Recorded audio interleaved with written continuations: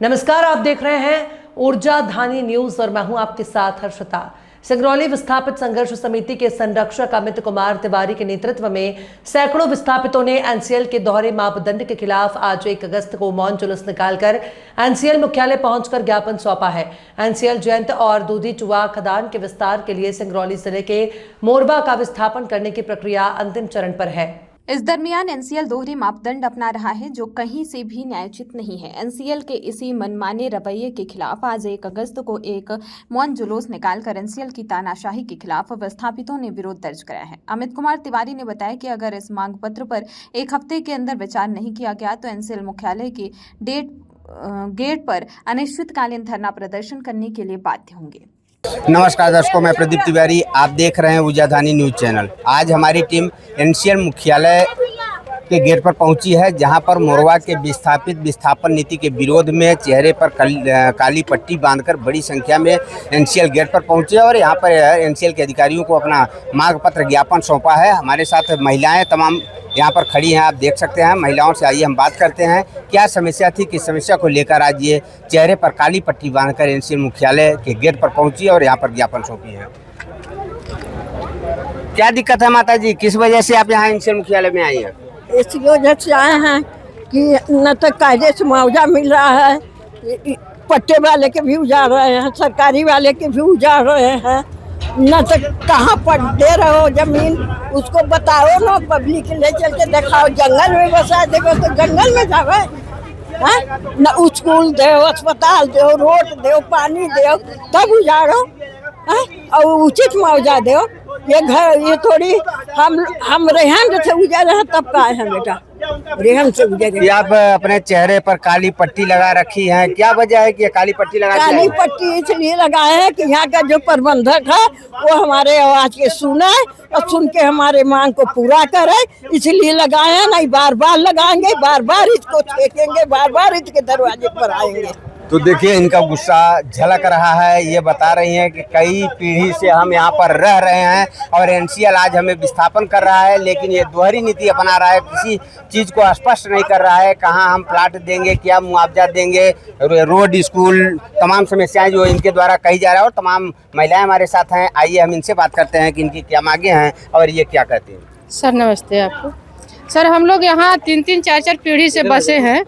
हम लोग का मेरे ससुर यहाँ बूढ़े होके 100 साल होके ख़त्म हो गए, तब से हम लोग यहाँ बसे हैं। हम लोग सरकारी ज़मीन में बसे, हम लोग गरीब हैं, हम लोग पट्टा की ज़मीन नहीं ले पाए तो क्या हम लोग के साथ ये सौतेला वाला भाव कर रहे हैं एनसीएल। हम लोग के साथ ये रवैया कर रहे हैं कि जो पट्टे में है उनको 15 लाख मिल गया, जो सरकारी में है उनको 1.5 लाख ले लीजिए, 2 लाख ले लीजिए, 3 लाख ले लीजिए। जो आज आके पट्टा की ज़मीन 1 लाख रुपया, 1.5 लाख रुपया डिसमिल खरीद लिए तो वो पट्टा वाला हो गए। हम सरकारी में जीवन से बसे हैं, कई पीढ़ी से बसे हैं, तो हमारा कोई हक नहीं है। हमारे साथ यही दुर्व्यवहार करेंगे, इस ऐसे करेंगे तो हम लोग अपने मांग पर अड़े रहेंगे, तब तक नहीं छोड़ेंगे जब तक कि हमारे मांग को मान नहीं लेंगे, तब तक नहीं छोड़ेंगे। मर जाएंगे लेकिन इनका दरवाजा नहीं छोड़ेंगे, बार बार आते रहेंगे। अभी एनसीएल के अधिकारी आए थे, ज्ञापन लिए हैं, उनका क्या कहना था, क्या बोल रहे थे? उनको बोलना चाहिए, उनको कुछ कहना चाहिए कि हाँ हम सही आश्वासन दे रहे हैं, आप लोग के मांग पर हम खड़े उतरेंगे। चाहिए आप लोग को मांग जो मांग रही है उसको हम करेंगे पूरा, लेकिन तुरंत वो कागज लेते हैं और भाग जाते हैं। ऐसे ही हर बार करते हैं, ऐसे ही 5 तारीख के किए, 12 तारीख के किए, ऐसे ही करते। देखिए एनसीएल के दोहरी नीति का आरोप इनके द्वारा लगाया जा रहा है और ये कह रहे हैं कि हमारे द्वारा ज्ञापन दिया गया है, लेकिन जो एनसीएल के अधिकारी थे वो कुछ बोलने से भाग रहे थे और भाग खड़े हुए, वो कुछ भी बोलने को तैयार नहीं थे। हमारे साथ और महिलाएं हैं, आइए हम इनसे बात करते हैं कि ये क्या करें। आज आप एनसीएल मुख्यालय के गेट पर आई हैं, क्या वजह है, किस मांगों को लेकर आप आई? सर हम लोगों का इतना पुराना मकान है लेकिन हम लोगों को मुआवजा नहीं दिया जा रहा है। बताइए, घर उजाड़ा जा रहा है, मुआवजा नहीं दिया जा रहा ढंग का।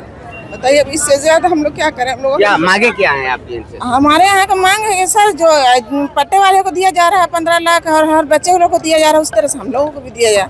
तो देखिए दोहरी नीति का आरोप इनके द्वारा भी लगाया जा रहा है। इनका कहना है कि जो पट्टेदार को दिया जा रहा है वही सरकारी वन भूमि वाले को भी दिया जाना चाहिए।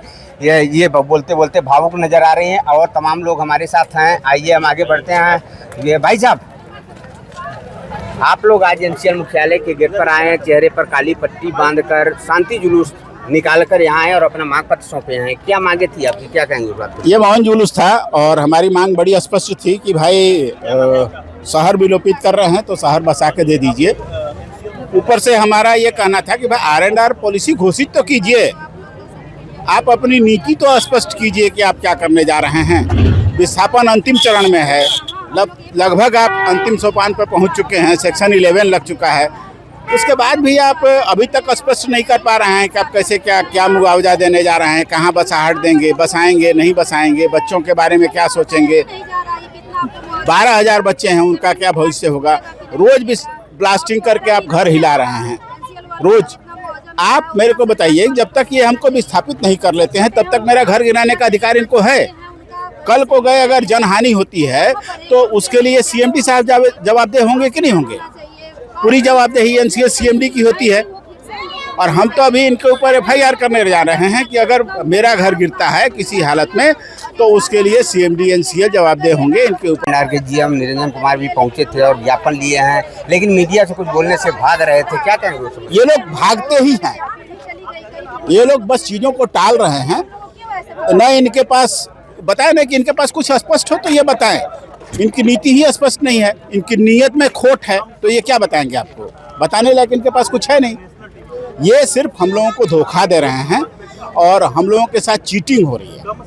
ये हम लोगों को टुकड़ों टुकड़ों में बांट लिए हैं और अब बांटने के बाद ये लगातार हम लोगों के साथ चीटिंग कर रहे हैं और दोहरा मापदंड अपना रहे हैं। कभी कुछ आश्वासन देते हैं, कभी कुछ आश्वासन देते हैं। इनके एक बड़े अधिकारी आए थे, 2 साल पुरानी बात है, जब विस्थापन की प्रक्रिया शुरू हुई थी। उन्होंने कहा कि हम ऐसा विस्थापन करके देंगे कि वो एग्जाम्पल होगा देश भर में।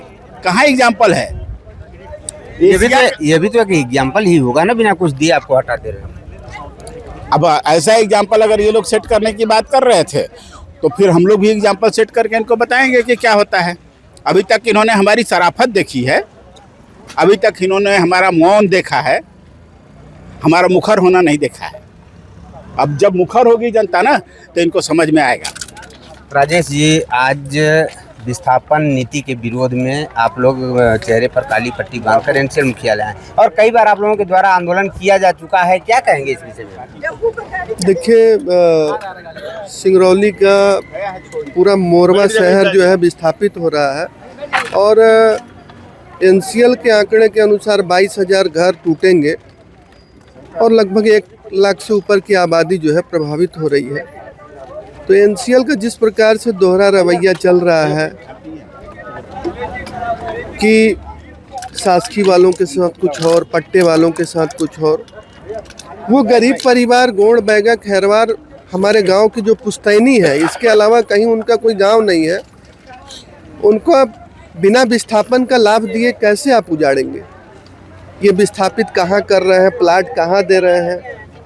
तो सारा इनका नियम कानून आके लागू हो रहा है उस गरीब परिवार पे जो हरिजन आदिवासी वर्ग के लोग हैं, जो उनका क्या अधिकार है उनको खुद नहीं पता है। ऐसे परिवारों के ऊपर इनका नियम कानून चल रहा है। तो उसी की विरोध में हम सब लोग यहाँ पे आज मौन आंदोलन काली पट्टी बांध के अपना ज्ञापन पत्र दिए हैं और यही हम लोगों का है, अपना मांग पत्र दिए हैं। तो आप देख सकते थे और ये भाई साहब कुछ कहना चाह रहे हैं, आइए हम इनसे पूछ लेते हैं कि क्या क्या कर रहे हैं। हमारी एक बड़ी समस्या ये है कि नियम के खिलाफ चल रहे हैं। धारा 7 में इन्होंने 2022 में 6 अक्टूबर को आपत्ति मंगाई थी। मैंने 14 पॉइंट पे आपत्ति दर्ज की थी। मेरी आपत्ति निराकरण किए बिना धारा 8, 9, 10, 11 सब चालू हो गए। आज तक उसका ना आरटीआई में जवाब दिया गया, ना उसी में जवाब दिया गया।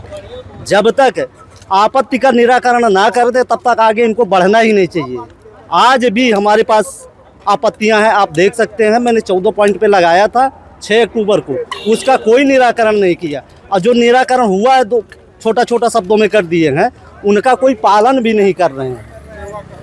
तो देखिए बारिश आ गई, आप देख सकते हैं जिस तरह से बारिश हो रहा है और अभी भी यहाँ पर लोग वहाँ पे देखिए गेट के पास तमाम महिलाएं इकट्ठा हो गई हैं क्योंकि बारिश हो रहा है। इनकी जितने लोगों से अभी तक हमने बात किया है सभी का कहना है कि एनसीएल दोहरी नीति अपना रहा है, सही तरीके से मुआवजा देने की नीति नहीं बना रहा है, जिसके विरोध में लगातार ये आंदोलन कर रहे हैं। और आज ये चेहरे पर काली पट्टी बांधकर मौन जुलूस के रूप में आकर अपना मांग पत्र सौंपा है।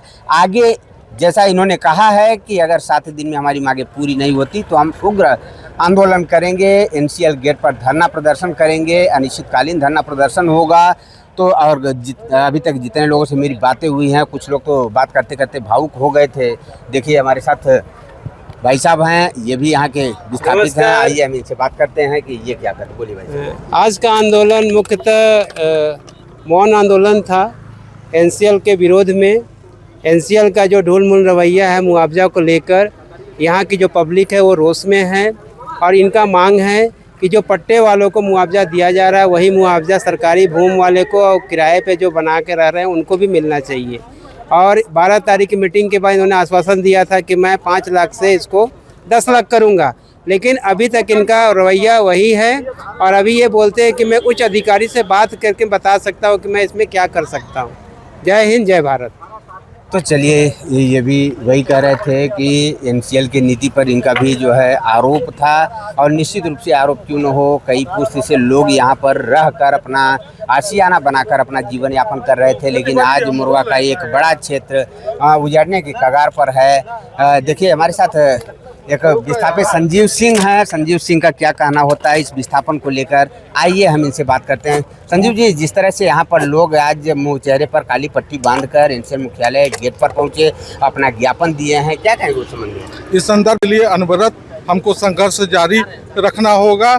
एनसीएल मैनेजमेंट नहीं सुनेगा, हमको मालूम है इनकी बहुत मोटी चमड़ी है, ये जल्दी नहीं सुनने वाले। जब तक हम मोरवावासी एक होकर अब भारी संख्या में प्रदर्शन नहीं करेंगे तब तक ये एहसास नहीं करेंगे। इनकी हमेशा नीति रही है फूट डालो राज करो। इसका सबसे बड़ा उदाहरण कि विस्थापन सिर्फ 500 मीटर कर रहे हैं, पूरे शहर का क्या होगा? पूरे शहर का अर्थव्यवस्था वैसे भी मंदी की चपेट में चला गया है। सभी क्षेत्र में तो सेक्शन 9 से सेक्शन 11 लगाया गया है, फिर पार्ट की बात क्या करें? हाँ, तो एनसीएल वालों से ये सवाल होना चाहिए कि जब आपने सेक्शन 9, 11 सभी जगह लगाया तो पार्ट वाइज क्यों ले रहे हैं आप? तो देखिए इनके द्वारा कहा जा रहा है कि एनसीएल जो पार्ट बाई पार्ट यानी 500 मीटर अभी लेगा, बाकी जो क्षेत्र बचेगा उसको 500 मीटर करके लेगा। तो निश्चित रूप से नज़दीक में, शहर के नज़दीक जो है ब्लास्टिंग होगी, लोगों के घर जर्जर होंगे, डस्ट से लोग प्रभावित होंगे। तो इनका भी आरोप सही था। इनका कहना है कि एक बार में जिस तरह से सेक्शन 9, सेक्शन 11 लगाया गया है, जितने क्षेत्र में सबको एक साथ अधिग्रहण किया जाना चाहिए, सभी को नोटिस और मुआवजा का वितरण किया जाना चाहिए। कैमरामैन वंशमणि द्विवेदी के साथ मैं प्रदीप तिवारी, उजाधानी न्यूज़, सिंगरौली।